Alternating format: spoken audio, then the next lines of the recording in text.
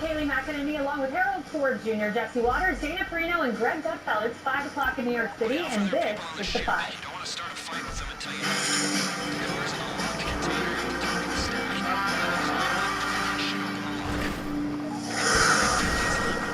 stack. We bring you this Fox News alert. We are in week 2 of Operation Epic Fury as the U.S. military and Israel continue to decimate the Iranian terror regime at a furious clip. CENTCOM reports over 5,000 targets struck in Iran and 50 Iranian vessels damaged or destroyed. White House Press Secretary Caroline Leavitt telling reporters that the operation ends when Iran can no longer back up their death to America threats. 10 days in, this campaign has been a resounding success thus far, and America's warriors are winning this important fight at an even faster pace than we anticipated. When President Trump says that Iran is a place of unconditional surrender, he's not claiming the Iranian regime is going to come out and say that themselves. What the president means is that Iran's threats will no longer be backed by a ballistic missile arsenal that protects them from building a nuclear bomb in their country. And Iran chose this path to death and destruction. Iran wanted to attack the United States of America, and the president was not going to sit back and allow that to happen. President Trump talking to Trey Yingst, laying out the rationale for the strikes on Iran. He said, quote, "No other president had the guts to do it. I don't want some president who hasn't gotten the courage in 5 years or in 10 years to go in. It's like a gunslinger where he draws his gun first." And the liberal media is having a crash out over Epic Fury by dusting off the old Russia, Russia, Russia card. According to the Kremlin, in the middle of all that, President Donald Trump called Vladimir Putin and talked to him for an hour. And we only learned about that phone call because the Kremlin told us about it. The White House didn't announce it. The Kremlin did. Was it even in the White House calendar that today was the day Trump was supposed to check in with his boss? Trump said the war will only stop after Iran's unconditional surrender, to which Iran replied, "That's a dream America should take to their grave." Okay, that's spooky. And metal as hell. Basically, we are sending people in to lose their lives. Yes. Because we've seen how fighting goes. So I was reading an old Guardian article about Maddow's history on Russia, Greg. She implied press briefings were orchestrated by the Kremlin. Never the case, I can tell you that from first-hand experience, that a strike in Syria, she concurred, might have been at the behest of Vladimir Putin in a long time. Do they actually believe we have no memory of the past 10 years? No one should be going to Maddow, Colbert, or The View for any kind of foreign policy or even domestic expertise. The View is actually considered a news program by ABC. That's like considering Jimmy Kimmel a comedy show. But it's a reminder that you should be, when you hear these people say things and you feel like it's penetrating you, remind yourself what their stances were on Joe Biden's competence, on Russian collusion, on trans, on crime, on Hunter's laptop, on the border. They were wrong on everything. And this is why, and this is not a great thing, but it feels like Trump has no loyal opposition. You know, nobody could take the Democrats seriously, and nobody could take the media seriously because they surrendered all their credibility during the Biden years. So no one is required to take them seriously. So there's like this open road where Trump feels like he can do what he plans on doing because no one's going to take them seriously. I think I said this to you, that there's a new duopoly shaking where the legacy media. So here is the Trump White House, and this would have been the legacy media. They're gone, completely gone, and what's replacing it is independent media. So these are like the people that I actually trust, who I disagree completely. I disagree with Greenwald, Tim Dillon, Red Scare, Joe Rogan on this topic, but they're not beholden to anybody. They're not covering for anybody.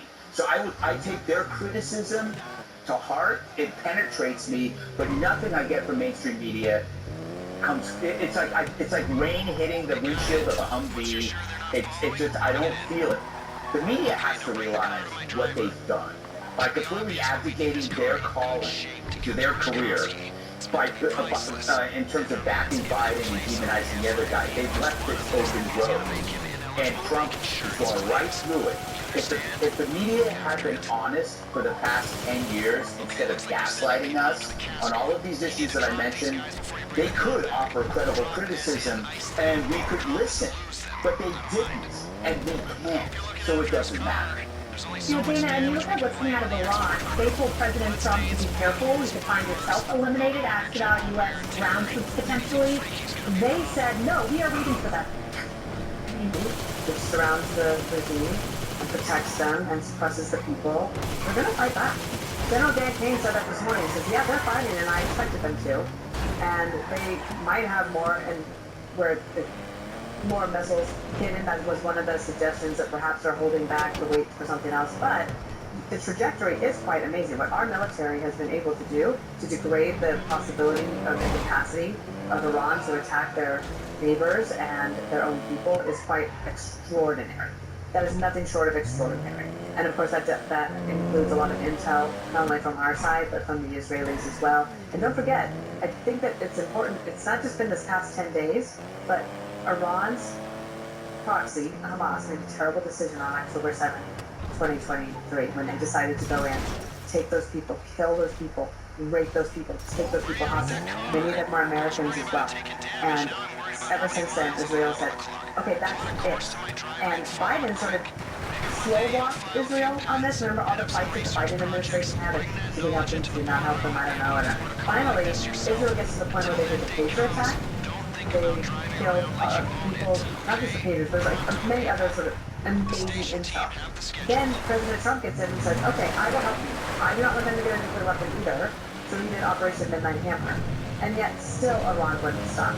So I'm not at all surprised that they're like, oh yeah, we're so big and brave, we're going to say that the president ought to watch himself. They already tried to kill him before. And previous presidents too.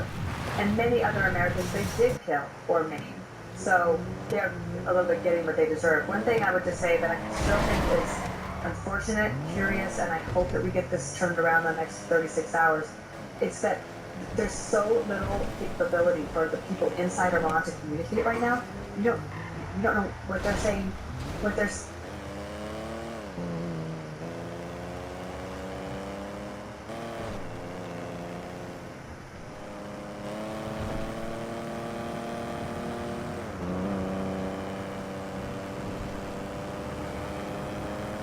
Both Democrats and Republicans want to prove to voters that they are the party of affordability.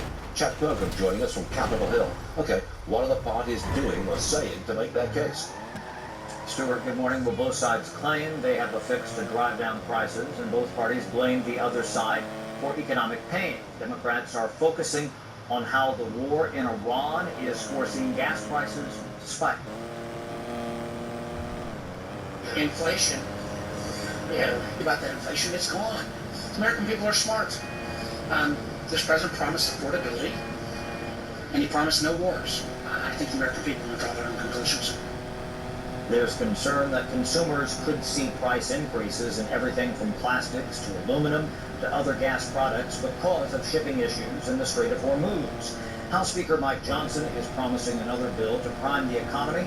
It would focus on housing and energy. It will not be as big, but it could be just as beautiful. Reconciliation 2.0 could be just as beautiful. I am in the process, as is necessary, in a single vote, razor-thin margin majority like I have, to find consensus, basically to find unanimity. Johnson says it's about the math, and Republicans lack buy-in from their members. That's why Democrats are more than happy to tout economic woes months before the midterm elections. Gas prices are going through the roof. Tariffs still here. More problems are going to happen because of all of this. Prices are going to continue to go up. Housing's going to continue to go up. So the president needs to pay attention to what's happening right at the kitchen table of Americans, like he promised. That said, I'm taking over.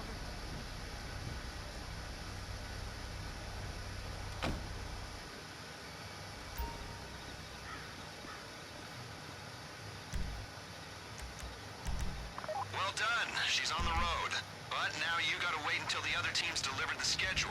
Let's just hope they do it, because it's back to the start, do not pass go if they don't.